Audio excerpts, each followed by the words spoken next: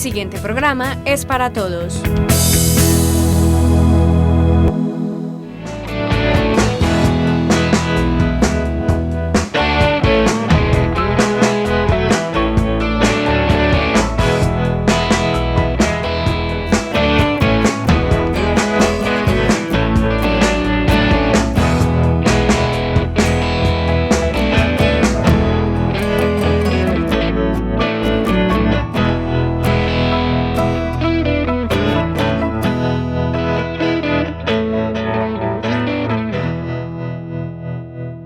Televidentes de Tintiendo con la Firma, buenas noches. Nuestro tinto de hoy, que es de Otto Café, Encanto de Manos Campesinas, nos lo vamos a tomar con Laura Gaviria, quien es profesional en Historia de la Universidad Nacional.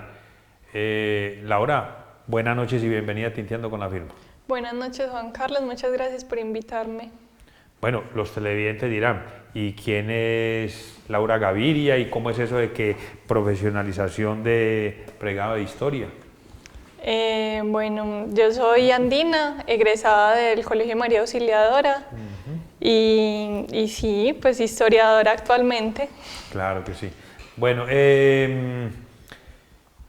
¿por qué es importante estudiar historia? Porque como hablábamos ahora fuera de cámaras, pues uno se imagina que un historiador siempre es una persona, primero que todo, muy estudiosa, y segundo, pues normalmente son personas de mucha edad, mientras que la ve uno a usted que apenas está empezando a vivir. Pues porque es importante, pues yo creo que es importante para todos conocer pues, nuestro pasado, para poder entender un poco el presente. Y pues sí, un historiador es alguien que tiene que leer todo el tiempo, tiene que investigar, tiene que interesarse pues como por diversos temas, apasionarse y siempre estar indagando. Ya, o sea que la verdad me vengo, como se dice, me vengo a desayunar. No sabía que historiador era digámoslo así, se podía estudiar, ¿sí? Un pregrado en historia, ¿sí? Sí, ¿Y claro. solo lo enseña la Nacional o hay otras universidades que lo enseñan? Pues en Medellín hay la Universidad de Antioquia, también hay un pregrado en historia, y si no estoy mal, la Universidad Bolivariana también tiene un pregrado en historia. Pero claro, hay pues pregrado, maestría, doctorado en historia también, sí. Muy bien. Bueno, ¿y en ese pregrado qué se estudia? Pues hay diferentes materias. En la Nacional, en la facultad en la que yo estudié, podemos ver desde Historia de América, Historia de Colombia, Historia del Arte, Historia Medieval, Historia Antigua. Pues hay muchas áreas en las que cada investigador, cada alumno puede como indagar y adentrarse en ese tipo de contextos históricos. Muy bien. Bueno, a ver, así como un ingeniero, una persona que está estudiando ingeniería, pues si es un ingeniero civil mínimo necesita un metro, un flexómetro, sí. ¿Cierto? Una plomada o un nivel, algo así. ¿Qué se necesita? ¿Qué necesita? ¿Qué herramientas tiene que tener un historiador? Bueno, un historiador puede construir sus propias herramientas. ¿En qué sentido? El historiador puede poder formar su base con la cual va a decir cómo va a argumentar ciertas cosas, ¿cierto?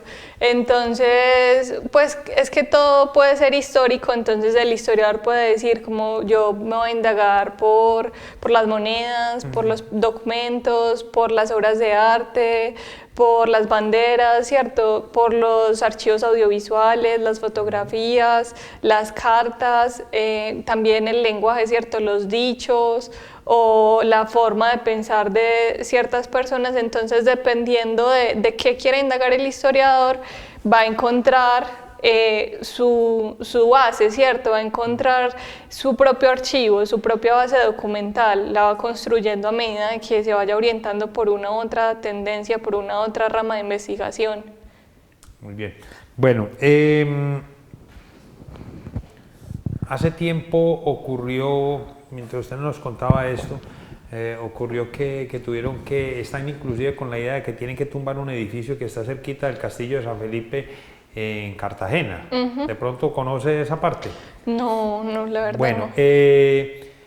pensaba yo, tiene que ver con que algún historiador o los que fabricaron el edificio no tuvieron en cuenta quizás a un historiador que les hiciera ver que ellos no podían construir ese edificio ahí. Pues seguramente si es un edificio pues antiguo, tendrá que pasar como por ciertos procesos de patrimonio, ¿cierto? Porque claro. pues tiene que tener como unas características que debe cumplir. Pero eso es muy usual en este país, ¿no? Que Claro. haya ese tipo de, o sea, que dejen que los edificios que se consideran como patrimonio se deterioren y dejen de cumplir esas características que los hacen pues un objeto para conservar, ¿cierto? Una edificación que es digna de que se preserve. Así es. Bueno, normalmente los historiadores, así como se dice que hay ratones de biblioteca, un historiador tiene que andar de la mano de los archivos. Usualmente sí tiene, pues dependiendo de qué tipo de historiador sea, pero yo creo que casi todos, si no es que somos todos los historiadores, debemos de tener una base documental para argumentar lo que estamos diciendo, nuestras tesis, nuestras hipótesis, y pues sí tenemos que estar tanto en las bibliotecas, ¿cierto? Porque siempre tenemos que indagar en qué han dicho, pues qué es lo que han dicho los otros investigadores, qué han dicho los otros historiadores, los otros académicos, y también tenemos que indagar en las huellas que ha dejado ese pasado sobre el cual nos estamos preguntando. Entonces tenemos que estar en los archivos históricos y en cualquier contexto en el que creamos que podemos encontrar ese tipo de evidencias. Bueno, usted me habla de cualquier contexto donde podamos encontrar ese tipo de evidencias. Sí.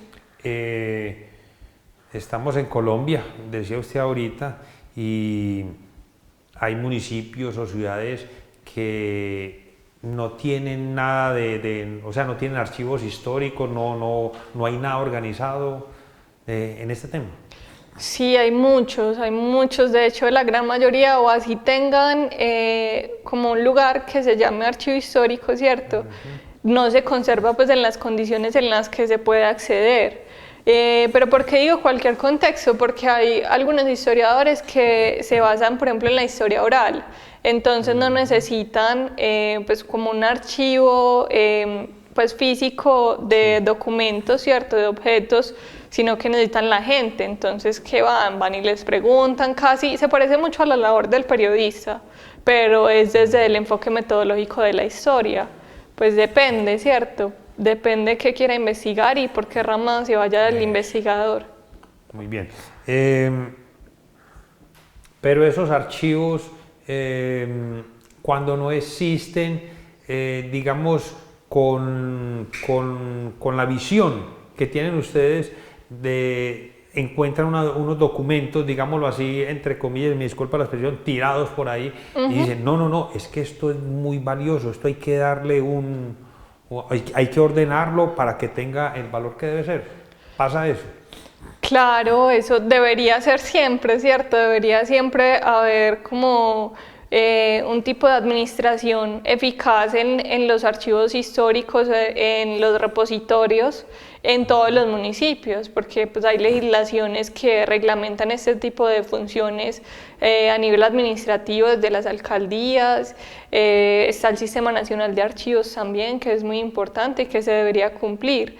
Entonces, lo que deberían hacer pues, las administraciones es como ayudar a que esto sea efectivo, a que los archivos no estén solo acumulados en cuartos sucios, que no cumplen las condiciones adecuadas desde la archivística, que no cumplen las condiciones de acceso, de que un investigador pueda ir y consultar, o de que cualquiera pueda ir y llevarse lo que quiera, porque eso también pasa, ¿cierto? Claro. Entonces, como no hay un control efectivo sobre esos documentos, se le abren las puertas a alguien, hay un montón de cajas desorganizadas, yo me llevo lo que yo quiera, ¿cierto? Me gustó. Porque me gustó este documento tan viejo, tan bonito, o algo así. O pasa que cuando llega el investigador, el documento ya está borrado, pues porque se mojó, porque tiene un hongo, por miles de condiciones pues que pueden afectar esa materia, ¿cierto? Esa materialidad. Entonces debería haber una organización adecuada administrativamente desde la normativa archivística que se cumpliera, pero pues no pasa en la mayoría de los casos.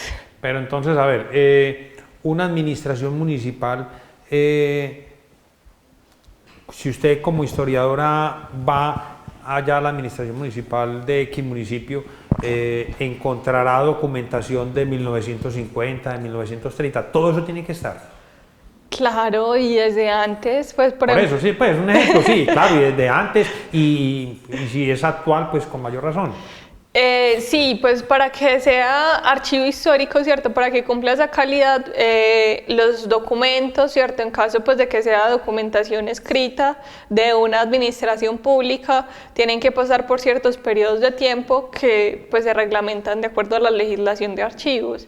Entonces, están primero en un archivo de gestión, que es el archivo que se está usando en la alcaldía todo el tiempo, que es actual pues, y que tiene como una demanda de consulta constante.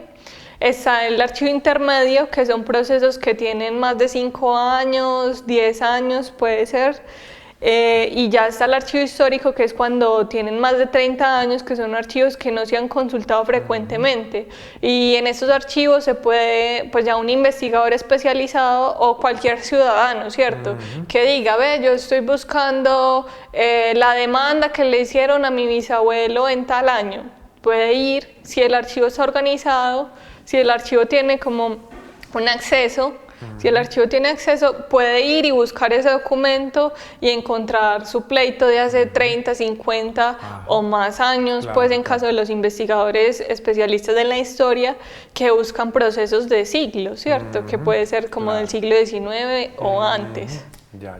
O sea que usted me está dando más o menos una respuesta a una pregunta que le tenía, y es que entonces los juzgados, la notaría, las alcaldías, las iglesias, también, ¿sí? Claro. Tienen que tener toda esta información documentada desde sus inicios y bien guardada. Pues deberían, ¿cierto? Deberían, o sea, tienen, pero no se cumple.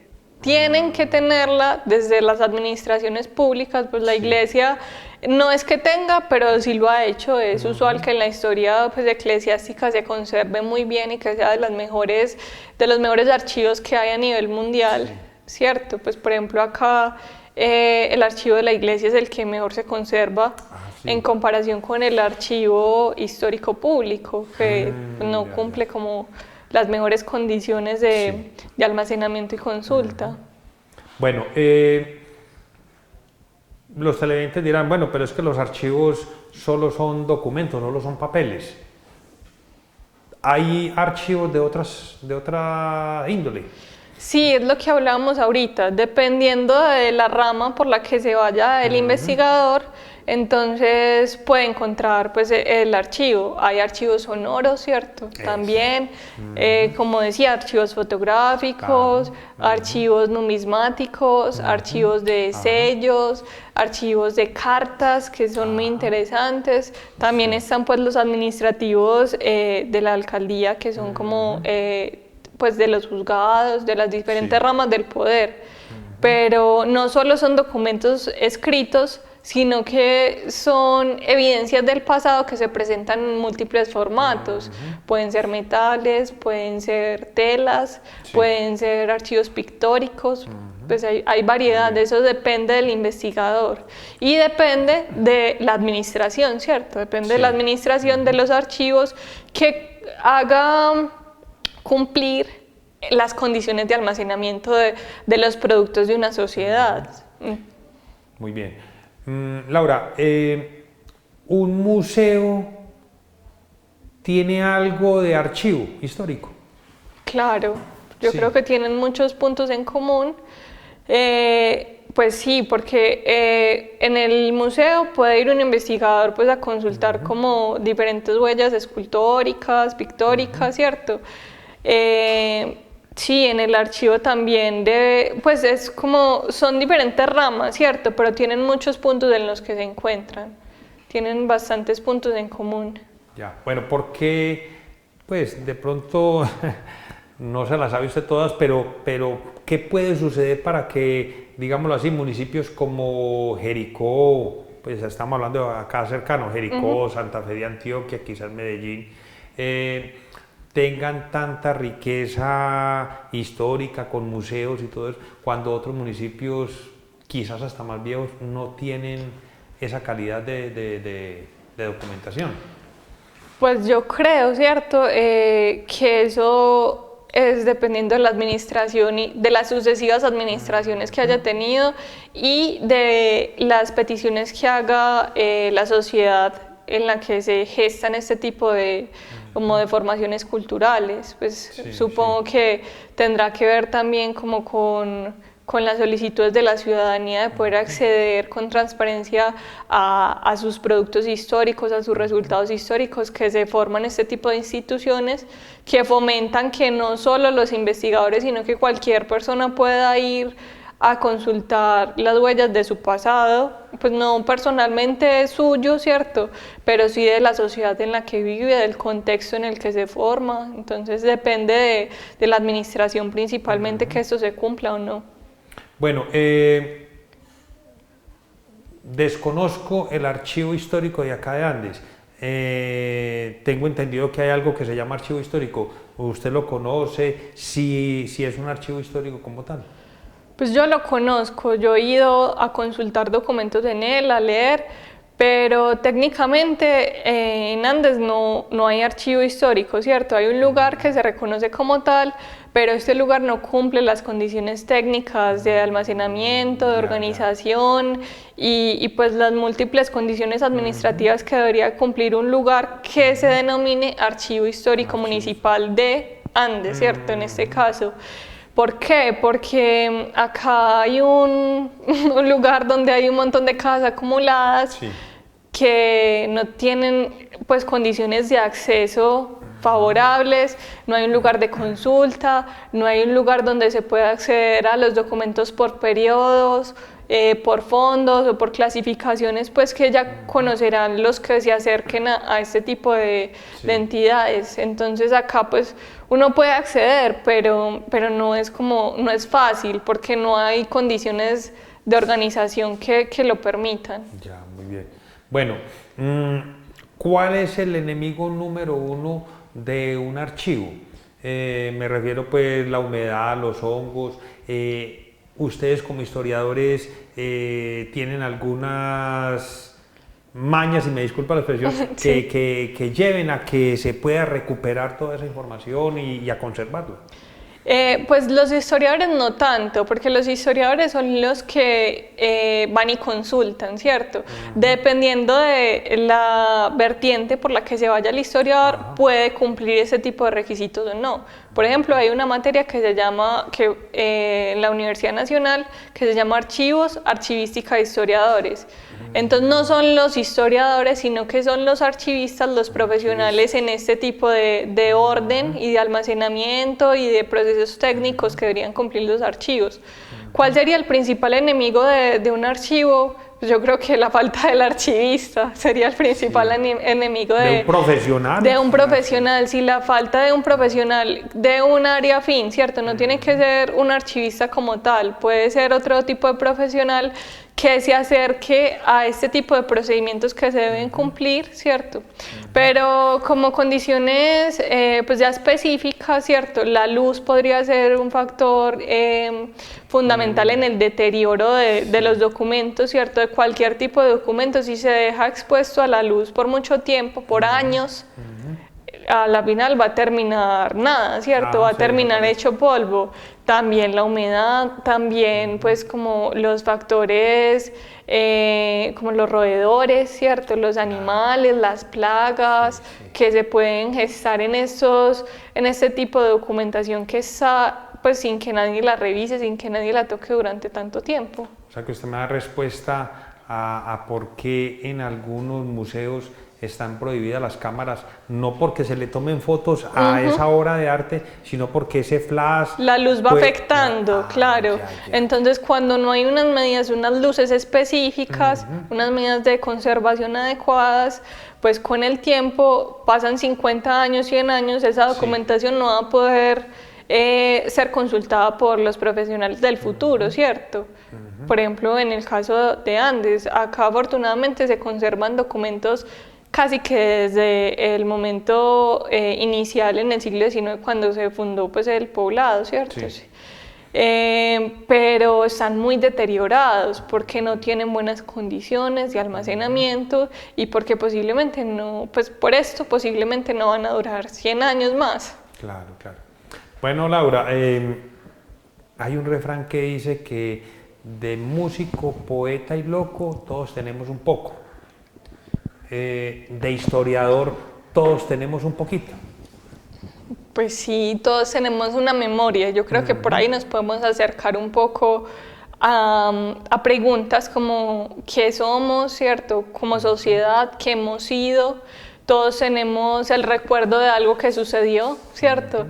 Entonces, si seguimos indagando por ahí, podemos construir una memoria histórica en el sentido en el que nos podemos basar por evidencias materiales, por huellas, y ahí podemos perfilar nuestro historiador intuitivo, por decirlo de alguna manera. Y digamos, te pongo un ejemplo, vas donde tu abuela y de pronto usted le dijo una palabrita mágica y ella se va por allá y saca un cofrecito y empieza a contarle una historia de este relojito, de esta medallita, de este libro. De esta foto, claro, entonces tenemos nuestros testigos.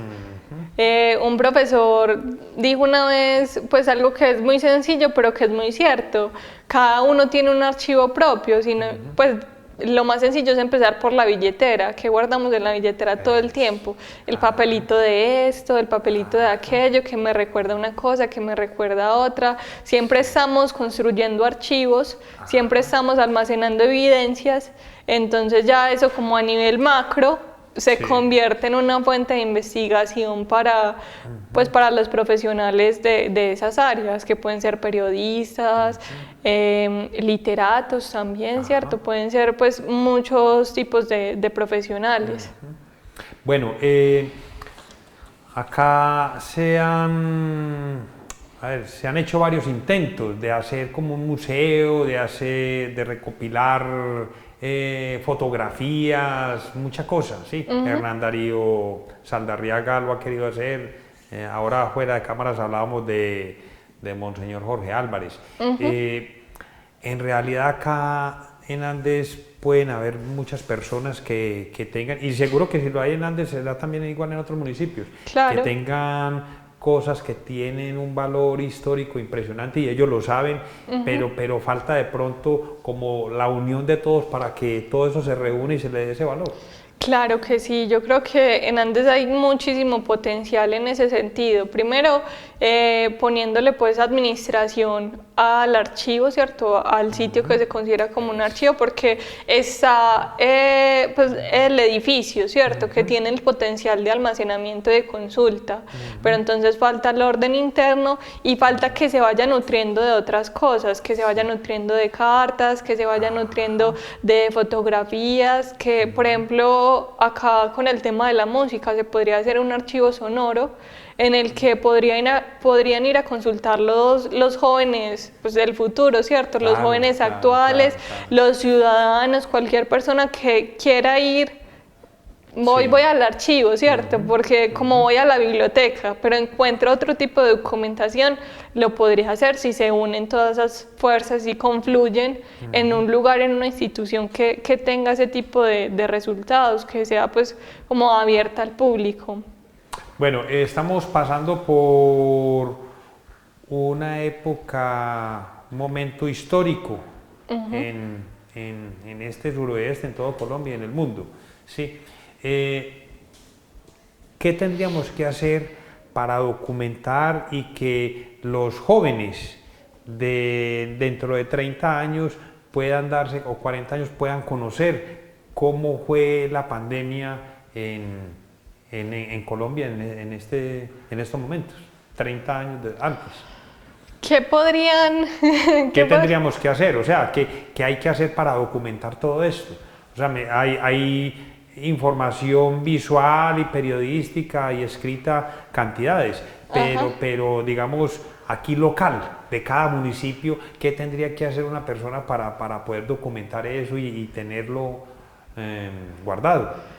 Pues yo creo, Juan Carlos, que los archivos se van formando como naturalmente. Por ejemplo, en la alcaldía van a quedar pues cantidad de documentos en los que se haya dicho que están en la pandemia, que estamos en el, pues como en el proceso del COVID, en el hospital, ¿cierto? Los archivos del hospital van a quedar y pues si están bien organizados en el presente, pueden tener un futuro como archivos históricos, ¿cierto? Si hay buenas administraciones que los conserven como documentos históricos, entonces podrían acceder los investigadores a la documentación del hospital y pues así sacar estadísticas de cuántos fueron los enfermos, cuáles fueron las afectaciones, a nivel social también la prensa local. Hay muchas huellas, son muchos los testigos que quedan del proceso, pues como de la sociabilidad de las personas. Sí. A ver, pero usted me está hablando de investigador. ¿Todo historiador es investigador? Sí, creo, pues Sí. no todo, porque puede que haya profesionales en historia que se dediquen pues a enseñarla, ¿cierto? Entonces que estén todo el tiempo leyendo a otros historiadores, pero investigando pues como tal en fuentes primarias que llamamos los historiadores, ¿cierto? No todo, ¿cierto? Depende de la orientación del profesional. Ya. Bueno, Laura, ¿usted recomendaría a estos muchachos que están en octavo, en noveno, en décimo, que estudien historia, pregrado en historia?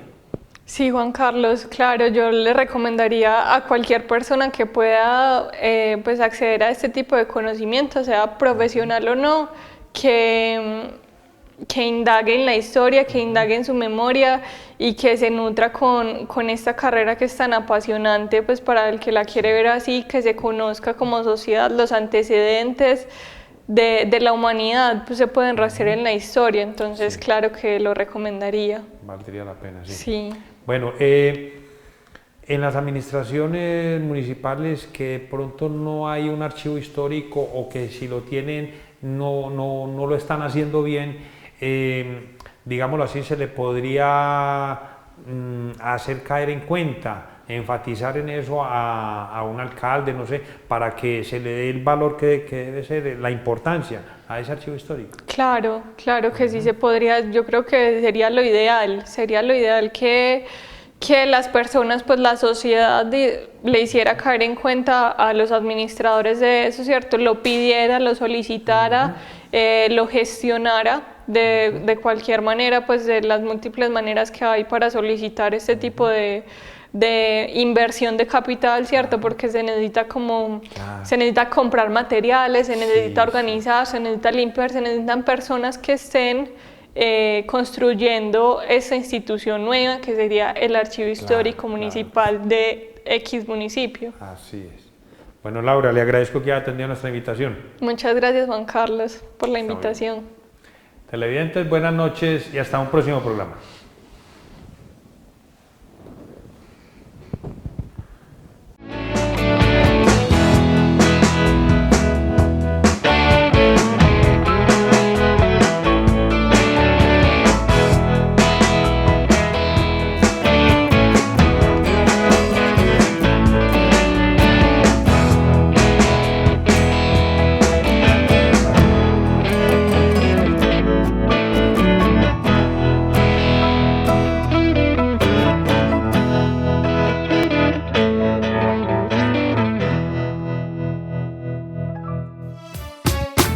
AUPAN, la televisión de los andinos.